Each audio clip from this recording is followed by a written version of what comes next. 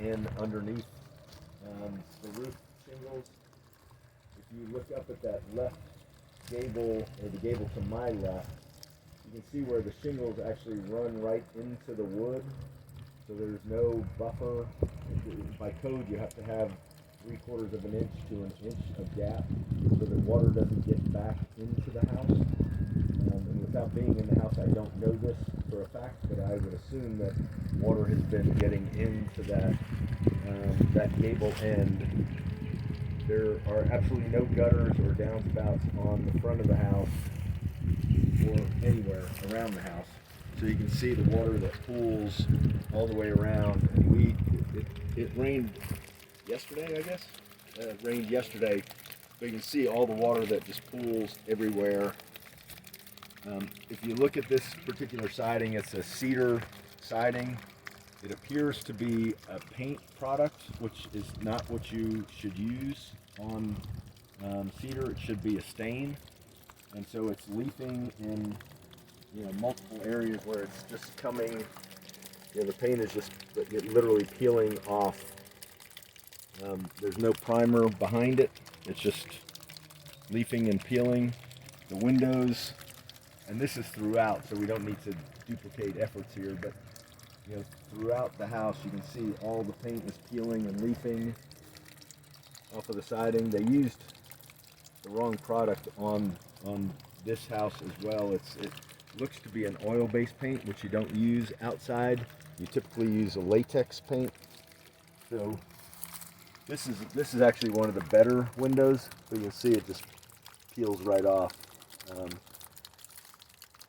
So there's obviously problems there. There have been repairs in the past, it appears, and we'll go around the garage side so I can show you. But yeah, let's do that now, and we can kind of continue on. So on this side of the house, you can see that's where I saw the squirrel, up in that hole there. And there's another hole over on the other side that is identical, and there were squirrels there, and you can see all the leafing paint that's coming off of the siding. You can see some of the cedar is coming down, and then where they had made repairs, instead of using cedar, they used pine, which saved the builder or the contractor quite a bit of money. Instead of using real cedar, he just used that pine material. So it doesn't blend. You have like a rough hewn look, and then you have a smooth look. May not be a big deal, but to me it's just one of those things that caught my attention. If you step back on the garage area, you can see there's no light over the left-hand door. There's a light over the right-hand door, but the light over the right-hand door is not centered on the door. May not be a big deal, but it's a big deal to me because I get into the aesthetics of the whole thing.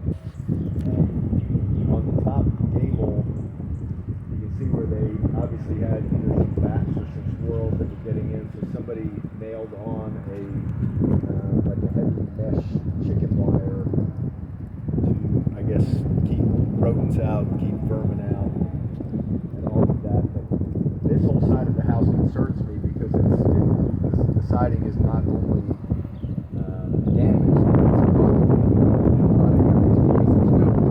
so on the front there's a 12-inch overhang where that light is. On this side there's no overhang at all, so it just gets battered with weather and rain. Over the doors,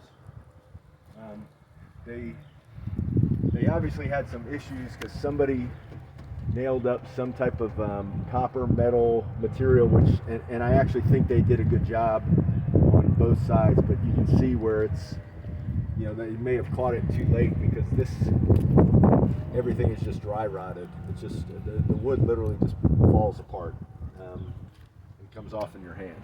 So and then again, going to that oil-based paint thing, it's just cracking everywhere. So, and in some places it's just raw wood. Like over here, it's just there's no primer on the wood. It's just whatever material they use to paint it with. So, all right, we can go around back. So you can see all the holes throughout there, and you see that squirrel hole up there. So stuff there are definitely critters getting in there, and you can see the difference in the wood. There's that fascia board that runs all the way up to the gable. Typically would be one continuous piece, and right now it's 1, 2, 3, 4.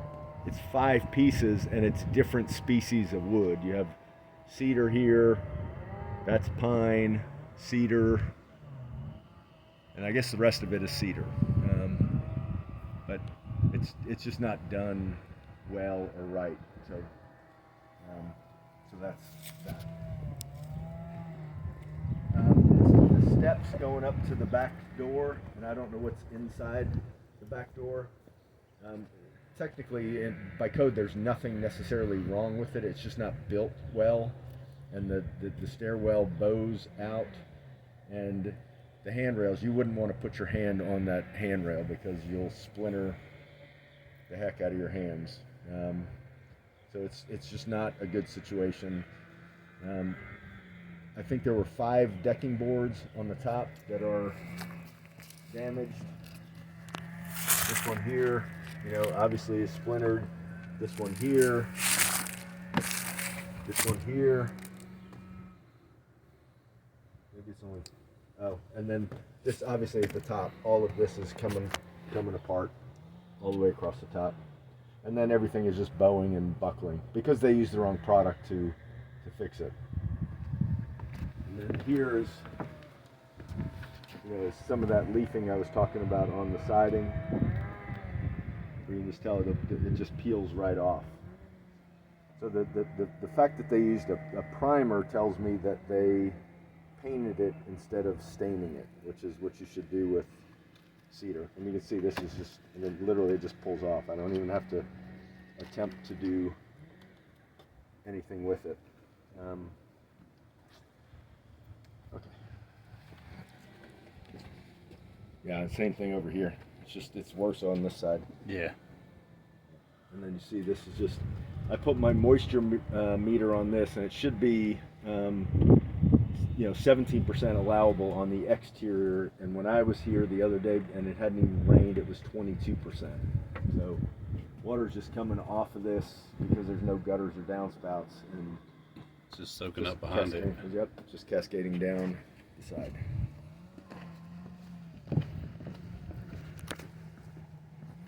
I like the sidewalk, though. I mean, that's encouraging. The sidewalk is nice. Yes. That's very encouraging. The deck is the structural framing of the deck I'm okay with. I looked underneath and everything seems to be fine, but the decking boards themselves are in horrible shape. It's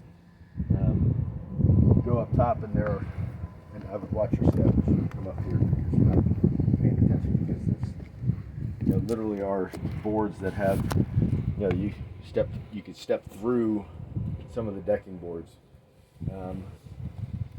The thing that concerned me the most, and I think I put it in my note to Andy, was when you look at this piece of siding has been off, I guess, for a little while, and typically there's a vapor barrier that's required to protect the inside of the house and the plywood, and there's no vapor barrier anywhere here, so it's just wood on wood on wood, and that's not the right way to do it, obviously. All the doors see the same exact thing. They put up a metal diverter because water was just probably pouring on them if they were out on the porch and it was raining, or getting back into the house because this door is set improperly. You can see how, even though this door is not in great shape, but you see how it's lifted 3/4 of an inch so water doesn't get in. And if you look at this door here, it's flush with the house. So my assumption is that water is getting back into the house in this area. Don't know that for a fact because I haven't been inside, but there are just so many spaces where boards are damaged and dry rotted.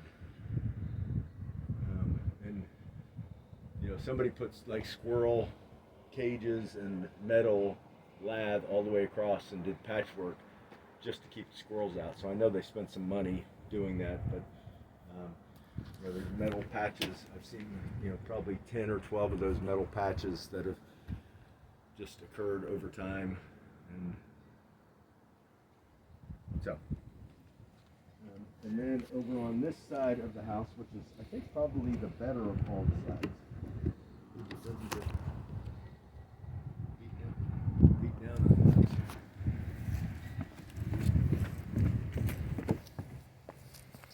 There's another spot there, Andy, where you can see where it's just plywood. You know, it's the siding is falling off, and there's just like basic plywood stuff. The HVAC system looks like it's relatively new, and it's a good system.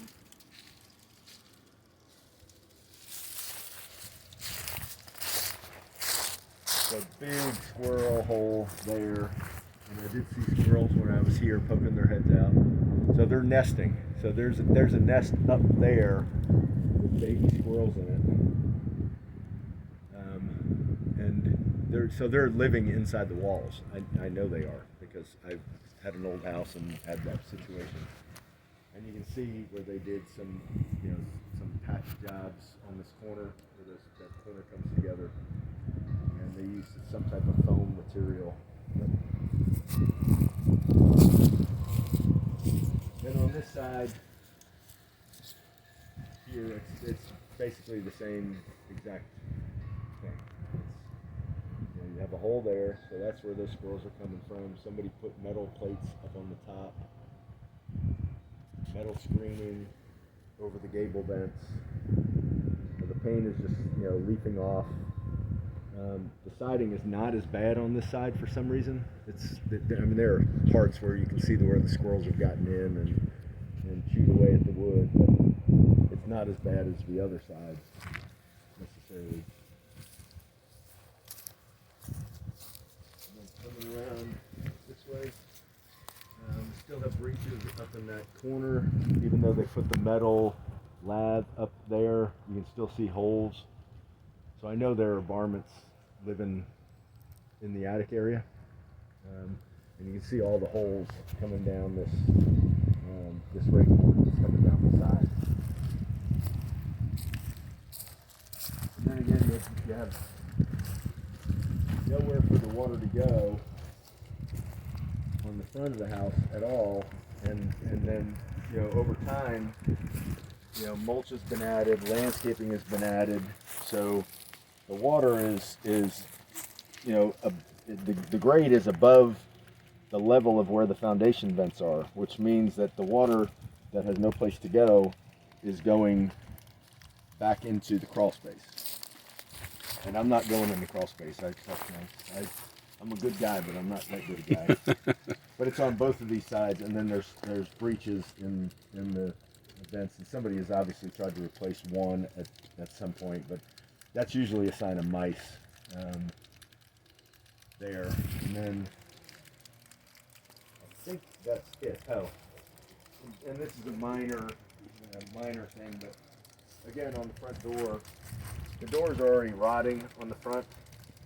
There's holes here. It's, you know, this is all rotting here, and you know, my inclination is that it's because this water drips and then bounces back, and the slope of this front porch is there's a high spot here and then a low spot there. You can see how clean this brick is because it gets water all the time, and then water bounces here, gets wet, and then gets washed off by the water from up top.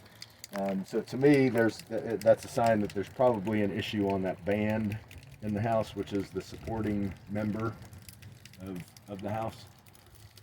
To me, there was I don't know if you can see in that second gable vent all the way up there, all that fuzz and whatnot, that's a nest. You see what I'm talking about? Yeah, where the foam insulation is or whatever they're using. Yeah, that's not foam insulation. That's probably insulation from the house, or it's That's a nest for squirrels or something. Could be a raccoon. I don't know. Because again, I didn't want to get up in there.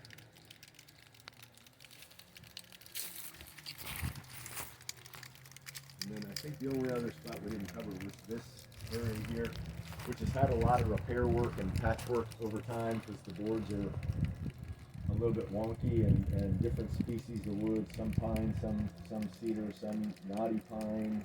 So they probably had a series of different repair people here.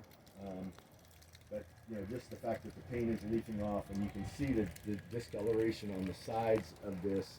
So the water's pouring off the roof, and then it's leaking down into the siding. And if there's no vapor barrier on the siding, it's getting back into the house. And then that third foundation vent that's above, you know, where the grade is above the foundation.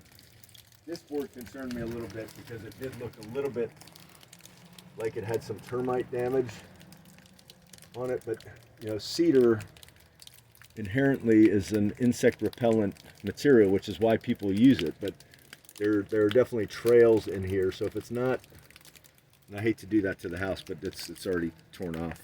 But there are trails that walk through, so it's either ants that are wood-eating ants or termites that have found their way through soft wood.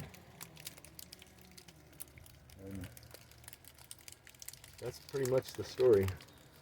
Yeah.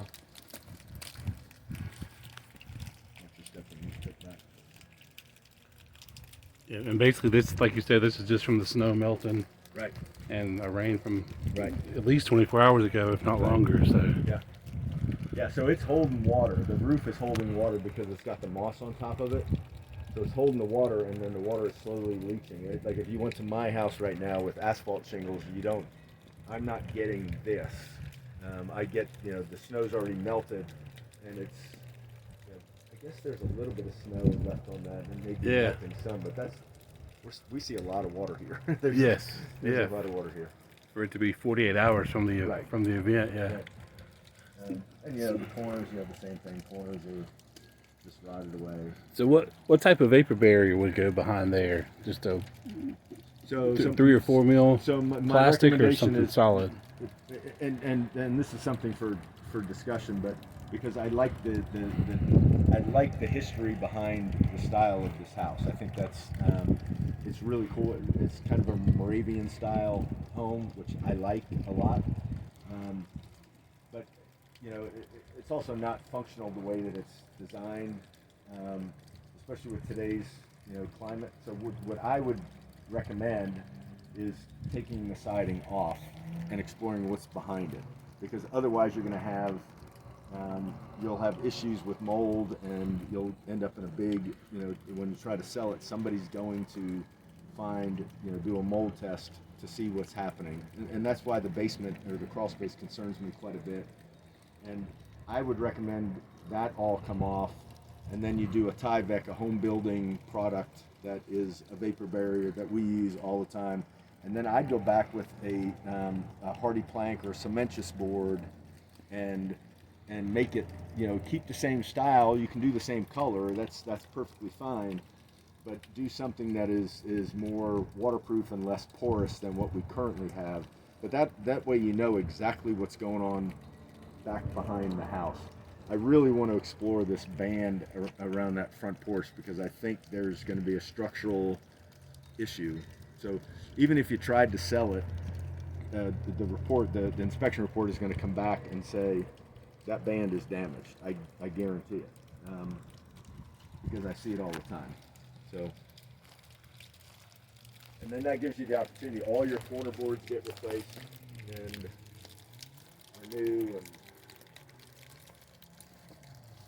and you know, I'm okay with trying to, you know, to salvage the roof somehow if it's not leaking. Because I haven't been inside. I don't know if there's water leaks on the ceilings. I don't know what that all is like, because it doesn't lend itself to the character of the house. But if not, then I would say take that off and go back with a you know, an architectural shingle of some point, you know, of some type, like a 35-year architectural shingle. I wouldn't recommend going back with a wood shingle because it's just cost prohibitive at this point. Not to say everything isn't cost prohibitive at this point, but that's definitely more cost prohibitive for sure. So, I think that's it.